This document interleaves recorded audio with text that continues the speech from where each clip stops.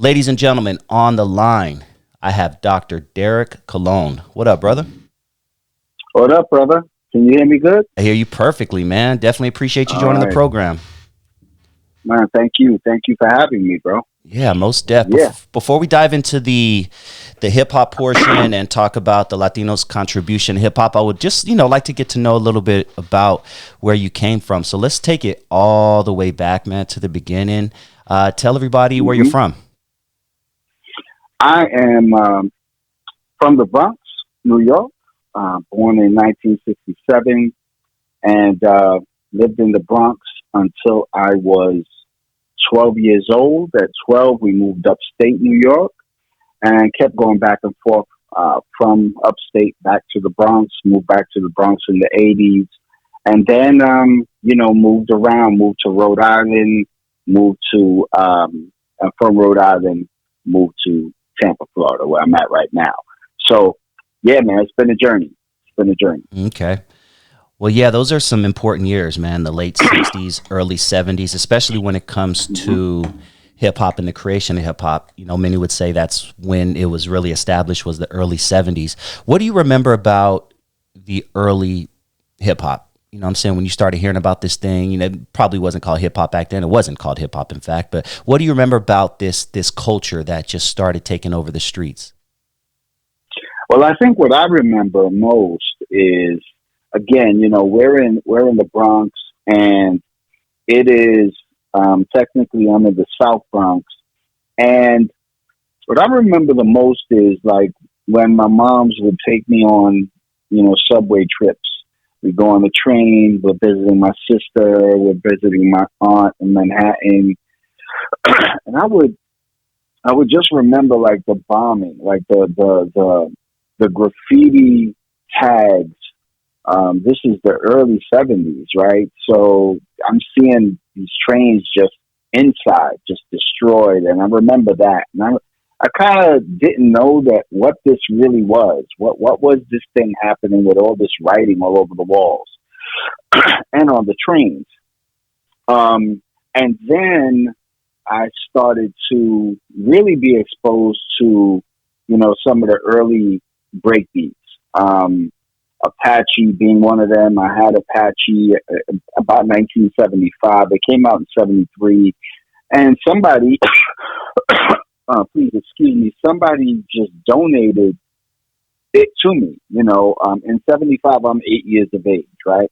And so everybody on the block kind of knew that Derek was, he was just this kid who loved music. I was going to record stores not far from my house and buying 45s and doing all that. So somebody gave me Apache.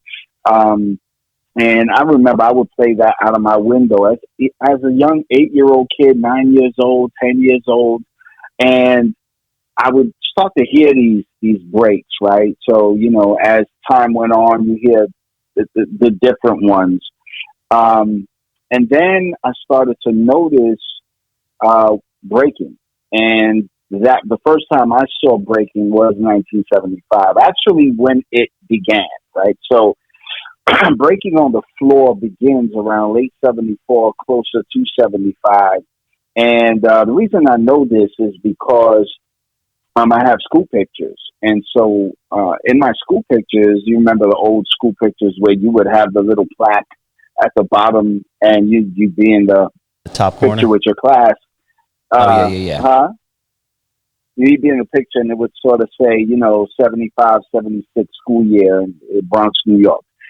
So I have that picture still. I still have that picture. And there were kids in my class that I started to notice were doing this dance, right? And they would start on the top. And again, this was very basic. This was top rock. Again, we didn't, at that time, I didn't really know a name for what they were doing, but I knew it was called breaking, but I didn't know what these moves were called at that young age. So top rock to down rock to floor rocking and to a simple freeze. And so what I saw was that in my school. I saw it on my block. I saw it in my sister's neighborhood, 184th Street. And I would see both black and Puerto Rican kids doing this dance to these, rare grooves, mainly Apache, right? And then, 76 happens, 77 happens. This is the year of the blackout.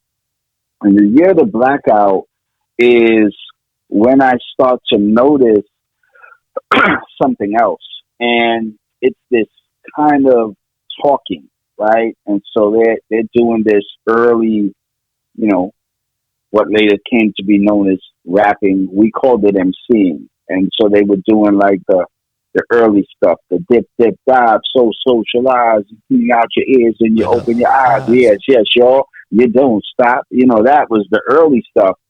And there was a kid, my one of my best friends, his name was Bino. He had an older brother named Derek as well. And Derek used to stand in front of our building. Now, I lived on Echo Place. So Echo Place runs into Echo Park, and Echo Park is an early hip hop park where they threw early jams.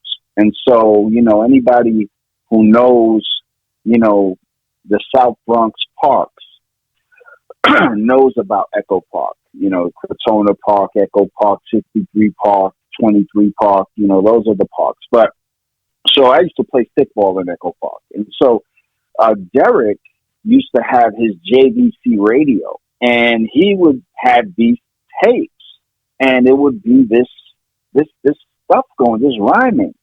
And I would ask him, what is this? And, I'm 10 years old now. So he's like, these are the MCs. And so, again, everybody on the block we kind of knew each other very well. It's a small, tight-knit community, black and Hispanic. And so, I started to gravitate toward that. And again, this is the year. So this is how I'm tracing when this is happening. So this is the year of the blackout, 1977. It's the year of the notorious Son of Sam, the 44 caliber killer, David Berkowitz. And so I remember it's the summertime. I don't remember the month. I know it was after the blackout. And so I remember my mother had a good friend of hers who lived in our house. Her name was Doris, and her husband's name was Bo. These were African Americans. And so they lived with us with their children. And Doris was, my mother's best friend. So she's her age. So Doris was out in the street all the time. And Doris, I remember, came up to the house, and it was already dark. And she came to the room and she asked me, it's the first time I heard this term. She said, "Do you want to go to a jam?" And I'm like, "What do you mean? What is a party?" Now we were going to basement parties in our building. Again, there were DJs who were bringing sets out, and they're playing, like disco stuff. The kind of breakbeat stuff was really on the cassettes, right? So at this time we're hearing a lot of that, and so I said, "Well, you got to ask my mother." So she asked my mother. My mother said yes. So she takes me, and it's right around the corner. It's on East Tremont. I'm right around the corner from East Tremont, and it's at a schoolyard, 28 schoolyard. I remember walking up them steps as a 10-year-old kid, and I can't say I remember it being packed, but I do remember a table that was in the middle of the schoolyard with a little light on it, and I beelined right to that table, and there was a rope that stopped me from getting closer, and I just watched. There was a DJ, and he was taking 2 records of Apache, and he was cutting them back and forth. By this time, Grandmaster Flash had already perfected the quick mix theory. Herc had already, been playing around with the merry-go-round since 1975. So by 77, these guys are doing this. This kid is doing this. And there was a lone microphone on the table. I could see it in my mind right now. He grabs the microphone, this other kid, and he starts doing what I kept calling the yes, yes, y'all. And he's doing it to Apache. And, from then on, I started going, remember, I'm going to record stores buying 45s of the latest hits, and I go in there asking them, do you guys have the yes, yes, y'all? And they're like, what are you talking about? What's that? And so I'm like, the guys that say, yes, yes, y'all, you don't stop. And they're looking at this little Puerto Rican kid, asking me, they're like, nah, we don't know this. So those were like my first exposures to this dance and this sound and then this voice, right? So it's like I'm still really not connecting, though I'm seeing the dancers break to Apache and I'm hearing the rappers, the MCs rap to Apache and others. Eventually, there would be other records like Super Sperm by Captain Sky, Frisco Disco, Cheryl Lynn's Got to Be Real. This is, coming a little bit later in the 70s where you're hearing the MCs rocking to that. So I'm playing Apache, as I said, out of my window, my third floor window. I would put my speaker in the window and I would just I played the whole record, right? And so there would be kids outside who would be breaking. And then when the MCing started, there would be kids outside who would be MCing. And truth be told, even the MCs that I saw, though the majority were black, I did see Puerto Rican MCs on my block. I don't know who they were. I can name one of my friends. His name was Carlos. He used to do what I called the yes, yes, y'all. And so there were some Puerto Ricans that were doing it. Obviously, there were African Americans that were doing it. My man Bino and his brother Derek. This is an African American family. Bino was my best friend. He was always in my crib, and I was always in his crib, right? So, it was a combination of that with the disco scene coming in, and then the hustle scene. So they're doing the hustle, and all of that kind of stuff is happening around that time. So my first exposure was 75. Okay, that's still early in the game. So we're right in the right time period. You mentioned you lived in a tight knit community full of blacks and Hispanics. Doris, your black neighbor, was best friends with your mom, a Hispanic. Yeah. Dino, a black guy, was your best friend. You hung out with Dino all the time. One main thing I hear in my comments all the time is people say that back in the 70s, blacks and Latinos didn't even get along with each other, let alone listen to hip hop together. What do you say about that? All I can say is that was not my experience, right? So again, I was living in the South Bronx. Now, the area where I lived, and then you would go down further, down into the 140s, where you would find a lot of the burnt down tenements and the burnt down buildings. There were burnt down areas around my way too, but what we saw was blacks and Latinos together. I don't know what people are talking about. Again, my experience has been that we were always together. And, did we fight? Yes, we did. I fought with my best friend Bino all the time. And I'm talking about fist fights. And we get it off, and then we make up, and then I'd be in his house eating dinner, and he'd be in my house eating. So, it was like this. If he came to my house, we were like, we were comic book collectors, and we were baseball card collectors. And so he would come to my house, and he'd be there for a long time, and my mother would never say to him, Bino, we're going to get ready to have dinner, so, I'm going to have to ask you to go home. She would never say that to him. She would tell Bino, go wash your hands. We're getting ready to have dinner. And the same thing happened in Bino's house. It was never a go home. It was, we're in each other's cribs. We're borrowing, we ran out of sugar. We're borrowing sugar from each other. We're borrowing milk from each other. So this whole idea of this separation, um, I don't know where they get the idea from, obviously, because we're human beings. There is always this, there's always going to be people of every race that has a problem with somebody of another race. So were there Puerto Ricans who didn't like black people? I'm sure there were, and there probably were. Were there black people who didn't like Puerto Ricans? I'm sure there were. But the majority, we're talking about the majority of us rock together. And even now, this is the gang era, right? So this is the outlaw era. This is what we call the cut sleeves, right? They're flying cut sleeves.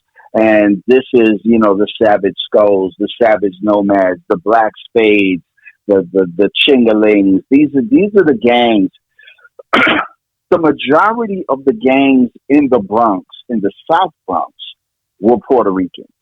But, some of the biggest gangs were the black spades, who had Puerto Ricans in the black spades.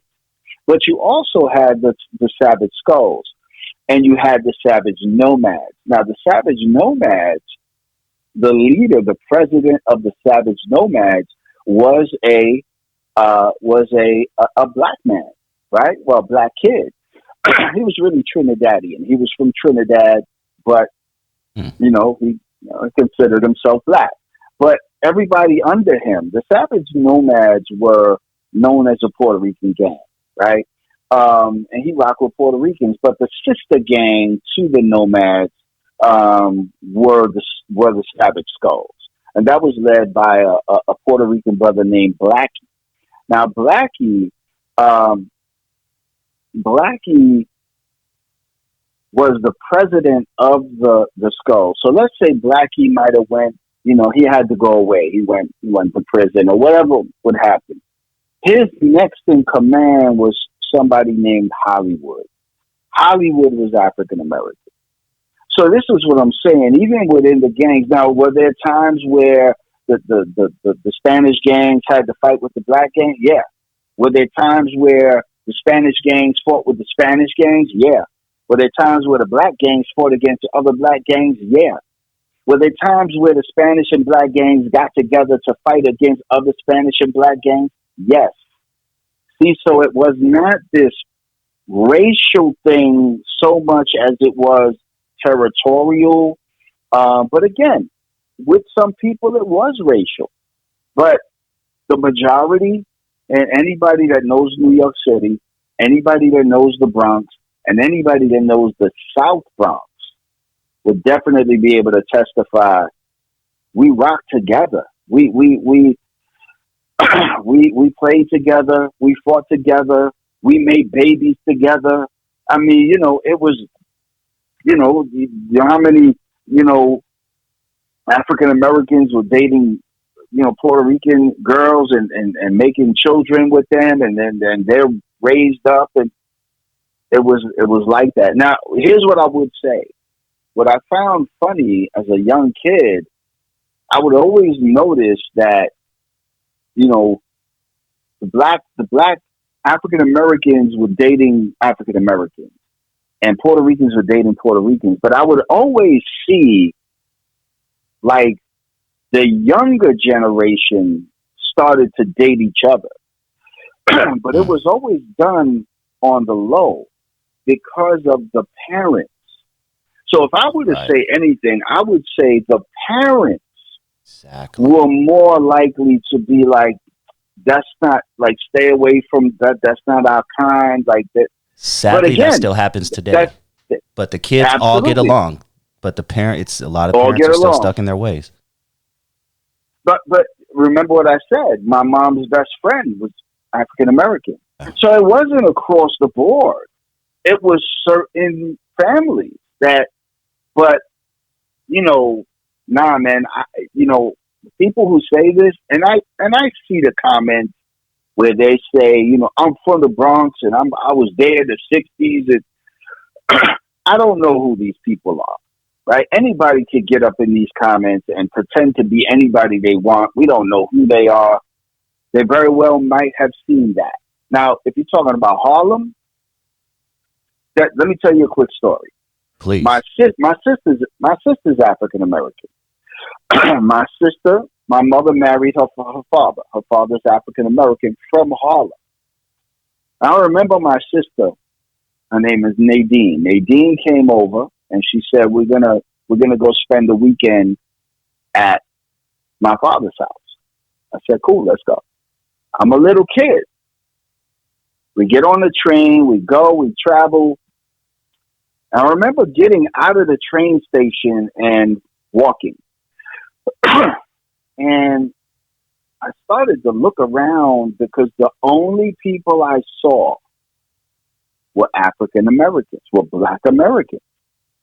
And I stopped my sister and I said, how come I don't see nobody else? And she said, "This is Harlem, Derek. That's why." So in the Bronx, it was a melting pot. I had never been to Harlem before, so I wasn't used to just seeing one race of people, and it was cool because my sister lived in Harlem. My sister was Black and Puerto Rican, so she went to Harlem, but then she came to the Bronx, to Mom's house, and it was all love, man.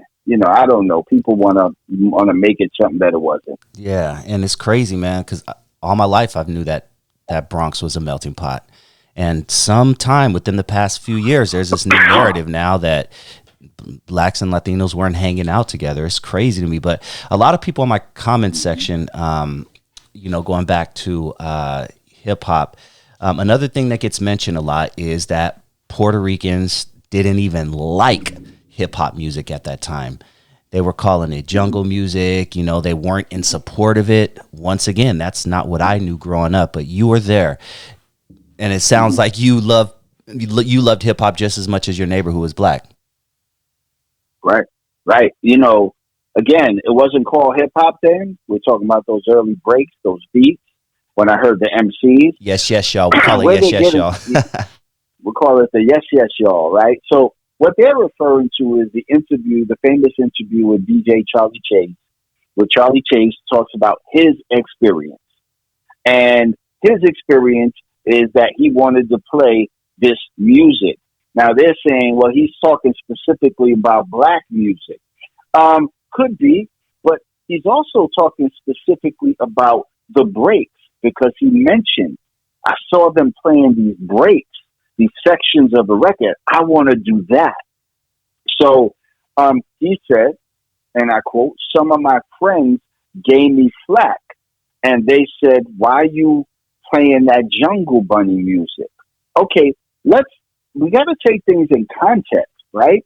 Was this every and all Puerto Ricans in the Bronx calling it Jungle Bunny music? Who were these people who were his friends who said this to him? Was this the older generation? He doesn't say. We don't know who said this to him. Was these guys who just like salsa music? Well, he doesn't say. But he does say they called it, but it's these particular friends of his. And it might have been, if I'm not mistaken, I'm paraphrasing, he might have even said like some people in his family, right? But that's not universal, right? So they want to make it universal. Y'all called it Jungle Bunny music.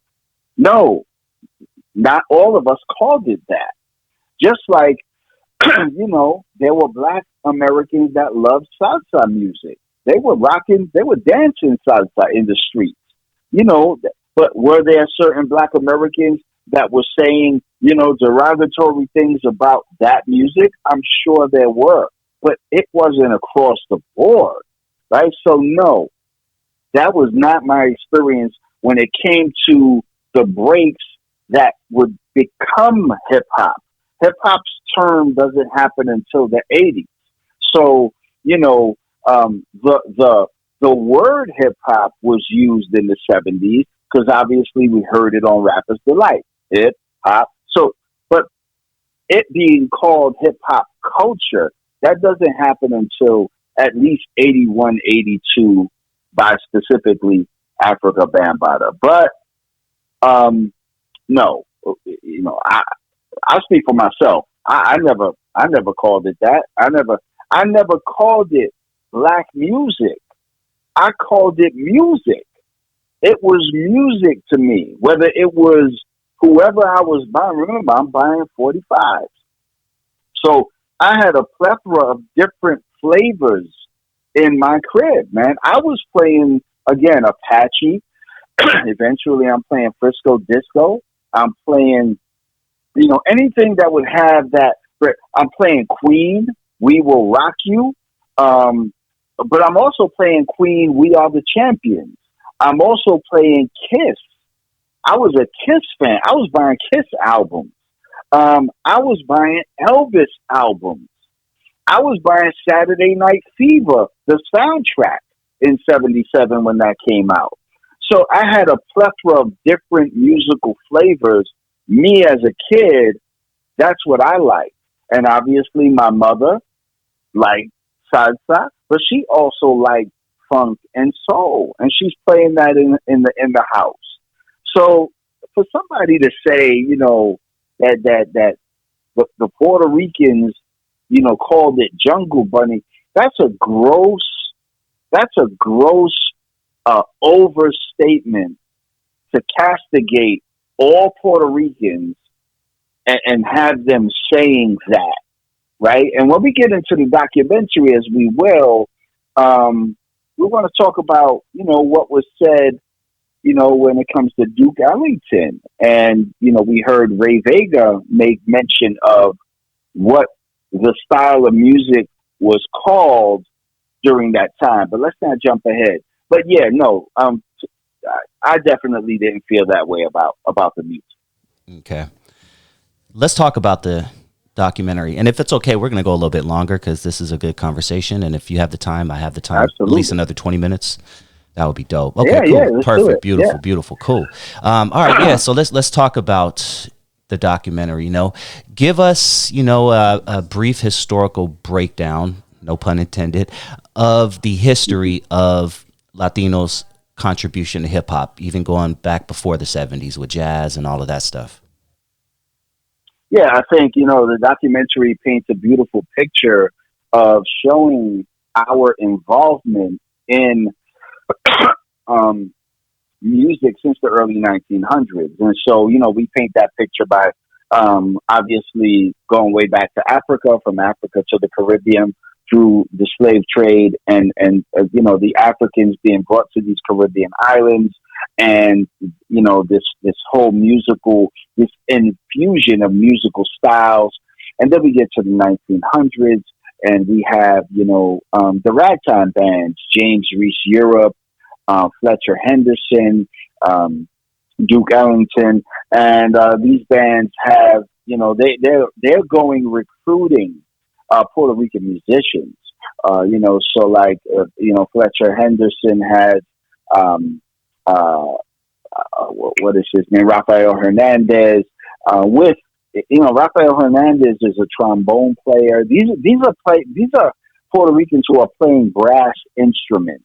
This is the early 1900s. So the history has always told us that it was jazz, that we borrowed the brass instruments from jazz musicians. But when we find out, wait a minute, these are Puerto Ricans from Puerto Rico who are playing these brass instruments in Puerto Rico in the early 1900s. So we didn't borrow brass from jazz. We were already playing brass. And then we get into the 1940s, where we get to places like the Palladium, we get to the Savoy Ballroom. In 1938, Dizzy Gillespie is saying that the Cuban musicians were already rocking at the Savoy Ballroom. But the Palladium was that spot, right, where we had people like Machito and his Afro-Cubans. We had Tito Puente. We had, Tito Rodriguez, Chano Pozo. And these are guys who are they are doing a new style of music that we call the Latin descarga, and that is the go off, right? And so the descarga is the part of the record where it is just the instrumental breakdowns. You might hear some piano, you might hear you might hear some different horns going off, but it's really that breakdown section, and the mambo dancers were going off and doing mambo, and some of these mambo dancers were hitting the floor. They were doing moves like the helicopter. They were doing around the world, and this is shown in the documentary. And then you know the Latin musicians were going over to Birdland to play with the jazz musicians. Jazz musicians were going over to the Palladium to play with the Latin musicians. So again, musically, from the early 1900s, we see Black and Latinos rocking together musically. And then we start to get into the 50s, where we hear the Latin flavor in songs like Little Darling, from I believe it was called Maurice Williams and the Zodiacs, and they have this song called Little, and you hear the clave rhythm, and you do the background of that song, and it is most definitely a Afro-Cuban clave rhythm. Then you get into the 60s, where now, so what's important to understand is that before Dizzy Gillespie meets Chano Pozo, no African American big bands, ragtime, jazz, none of them ever utilized the Afro percussive instruments like the bongo, the conga, the timbales. The cowbell was used on certain drum kits, but the cowbell, there are people who try to say, no, we had the cowbell. The cowbell is not unique to Latin music. Well, the cowbell was used obviously in fields, and they're using the cowbell on animals, to keep track of them. And we see that in China, and we see that in Africa, of course. But it was the Latin percussionists. It was Latin. To this day, Latin percussionists are making cowbells. So the cowbell, which is called El Cencero, was the instrument of choice to brighten up certain sections of Latin music, right? So nothing like this was used until Dizzy connects with Chano Pozo, and they make the song Manteca. Now, there is another song that has been brought to my attention that we didn't even realize. It's not in the documentary, and I just did a short video on it, where Dizzy Gillespie also makes a song called Nights in Tunisia. And Nights in Tunisia, now remember, Dizzy meets Mario Bauza, who is a Cuban musician in 1937. And he plays with Mario Bauza in Chick Webb's band. But then Dizzy wants to start his own band. So he's with Mario. And Mario Bauza is inspiring him, is influencing him with these Cuban rhythms. In the documentary, you hear Dizzy say that he's been in love with Cuban rhythms and music since 1938, where he saw them at the Savoy Ballroom.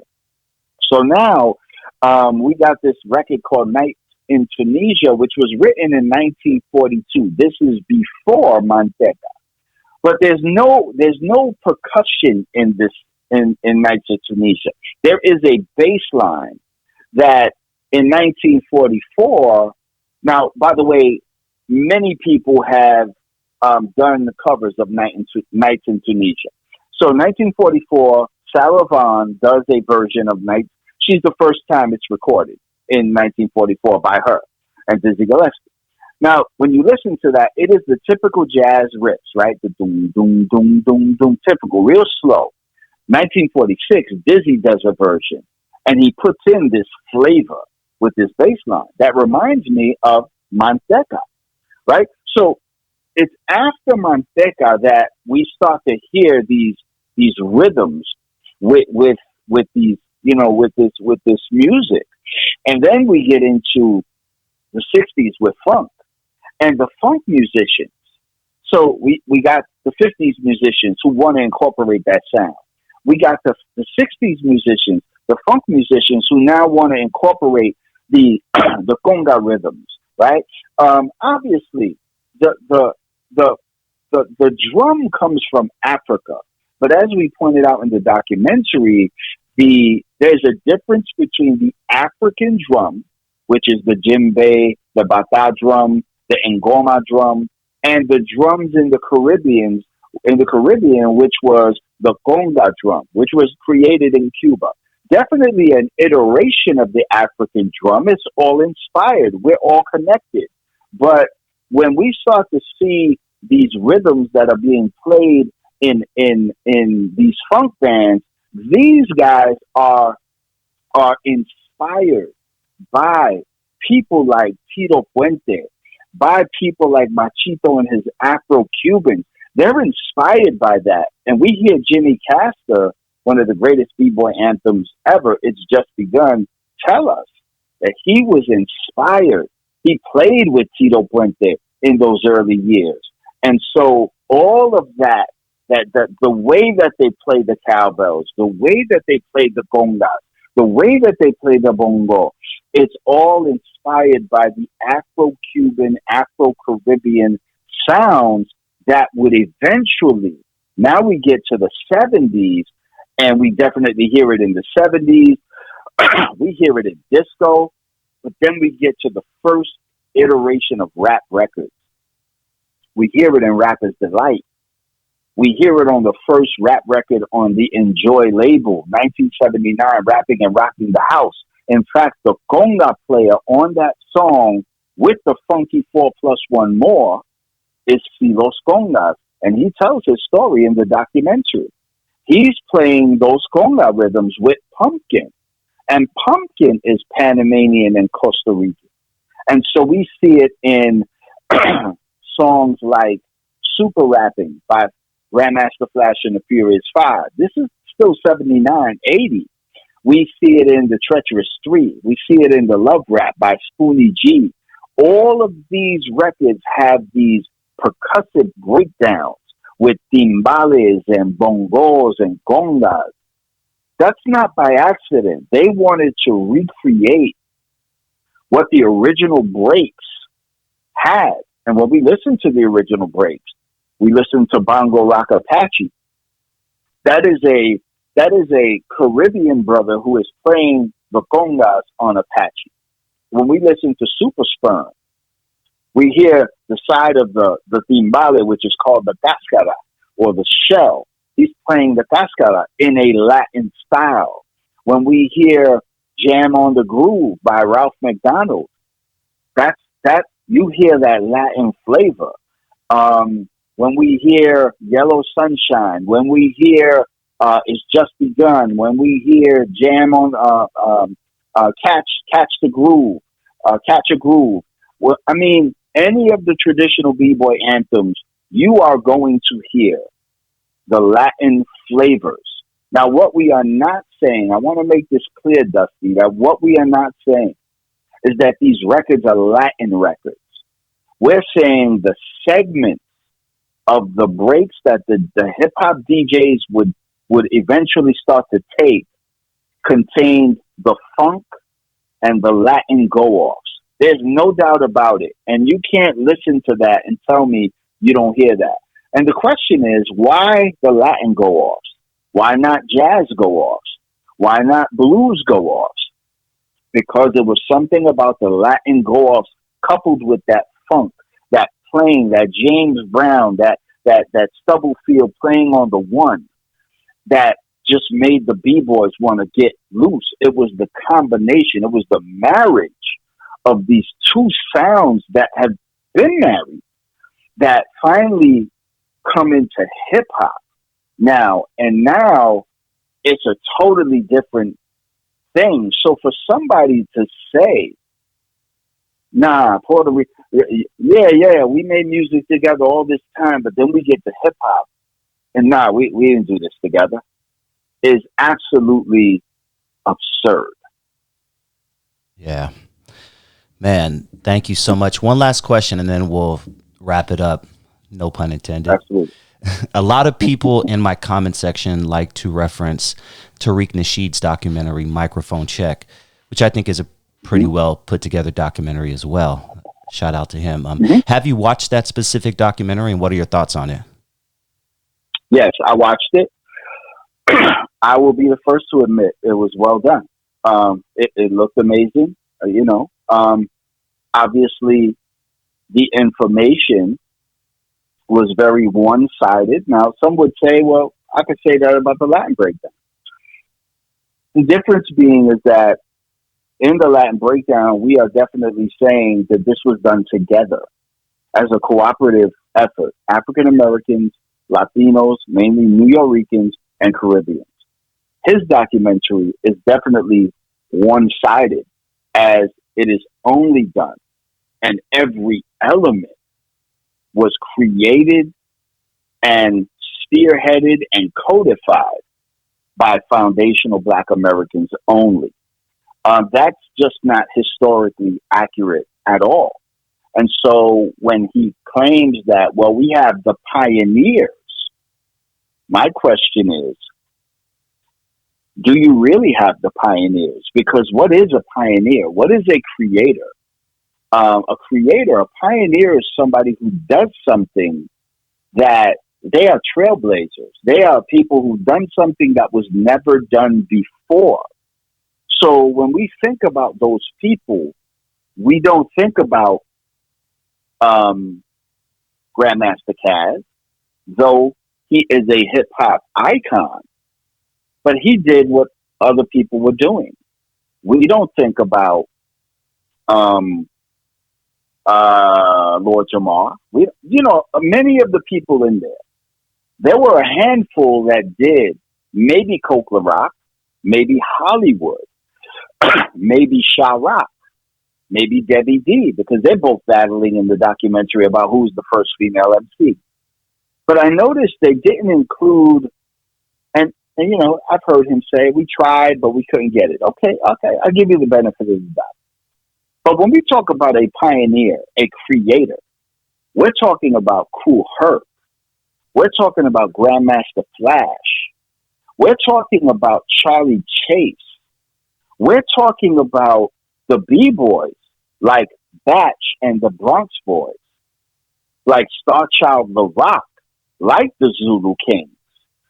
So none of them were mentioned in his documentary. All he mentioned was Trixie and Sasa and Charlie Rock, and everything came through the lens and through the funnel of Black American culture, when the reality is, when breaking begins in 75, the X factor in hip hop culture are the B-Boys. That's a fact.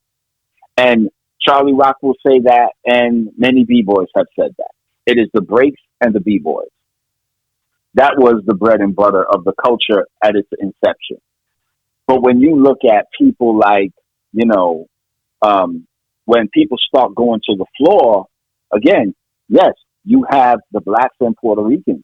You have the Zulu Kings, but you also, and quiet as it's kept, the Bronx Boys rocking crew is before the Zulu Kings. The Zulu Kings don't begin until late 75, 76, based around the testimony of Charlie Rock himself. And I have that testimony. So TBD starts in 75. And this is a Puerto Rican crew. And then you have the Zulu Kings, and then you have the CC crew, which is another Puerto Rican crew. And then you have Star Child The Rock, which is another Puerto Rican crew, and the Rockwell Association. Again, these were not mentioned. And when I bring this up to Tariq, as I've had these conversations with him, he says, nobody ever heard of those crews. And in fact, there are people that believe those crews never even existed. And I just find that mind-boggling, that if you're going to talk about hip-hop culture, you got to include everybody that did this. Okay? When you try to take it back to Philadelphia and make Cornbread the founder of graffiti culture as a whole, I'm sorry. That one kills me, bro. That is just That one That's kills not me. the case. That's You got some crazy. 23-year-old in my comment section telling me cornbread invented graffiti. I'm like, dog. Graffiti. No, absolutely not. So yeah, other than that, I thought it was well put together. It's just it just wasn't, and then when we get to the Puerto Rican section where he really goes in on the Puerto Ricans, I had taken that section and I did a commentary rebuttal on that section. I put it up. It was up for a day. He took it down himself because he didn't want people to see that I was going to totally rebut his arguments as to the Puerto Ricans and their contributions and what they brought. When you have him and Rock saying things like, even Charlie Rock saying things like, the Puerto Ricans came after we stopped, which was like 79, 80. You got to be out of your mind. We have people who are still alive. Batch is still alive, and he's the founder of TBB. This is circa 1975. So, Rocksteady Crew comes out of TBB. Okay, so Batch puts Crazy Legs down when Crazy Legs is a little shorty. And Crazy Legs is part of TBB until Batch breaks it up in 1979. And two people from that crew decide to start a new crew in 79 called Rocksteady. So Rocksteady starts in 1979. It is not in 1977. It is 79. TBB is still around in 77. So all of this history, he just ignores. He just runs from. He says it's not true. You're lying. Okay. What's bugging me out, Dusty, really, is I haven't heard anything from him about the Latin breakdown. Like, the only person that made a rebuttal video so far is this guy, Truth Savior. And that rebuttal video is I already put out, all he's talking about is Dizzy Gillespie. And I already put a video out to just shut that down. But it's laughable what he does. But nobody else has said anything about the Latin breakdown. So I'm wondering, okay, either they just don't want to say something because they don't want to draw attention, or they can't say anything because the evidence is there. Mm-hmm. That's my take on it. When I first saw What is your take? What is your take on both documentaries? Talk to me. Yeah, you pretty much summed it up for the Tariq documentary. I think it was well put together, but the part that I just, in my heart, know that wasn't true was that, Black people are the only ones that created every single element of hip hop. So that being said, that's what I took away from that. So now let's talk about the Latin breakdown. When I saw this documentary, and I'm a student of music. Music is my first love. It was my first love. Specifically, hip hop was my first love. When I can get any information on hip hop back in the early 80s and all that, I was on it. So I've been a student of hip hop. So when I saw the Latin breakdown, I was like, oh my God, somebody finally put it all in one nice piece, because I knew, maybe 50, 60, 70% of what you were talking about. But I was like, why is everyone denying this? Why is there this new narrative now that Puerto Ricans weren't right next to Black people and didn't have an influence? I'm like, all my life I grew up knowing Puerto Ricans and Blacks grew up in the Bronx together. It's like crazy to me. And what's even more crazy to me is after people watch, Tariq Nasheed's documentary, once again, shout out to him. He did his thing with it. But when a 24-year-old who was born in 2001 is trying to argue with me, about hip hop because they saw this one documentary, I'm like, bro, just get out of my comment section. So to answer your question, I would give Tariq's documentary a 7 based on the fact that I don't believe the part about the Puerto Ricans not being involved. I would definitely give your documentary a 9.